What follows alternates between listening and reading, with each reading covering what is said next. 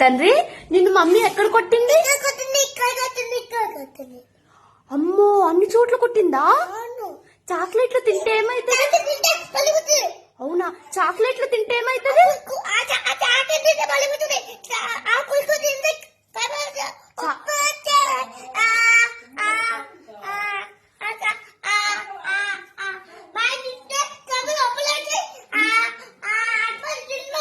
అవునా, ఏమేం తినొద్దు?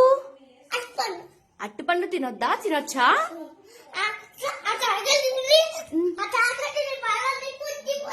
చాక్లెట్లు తినొద్దా?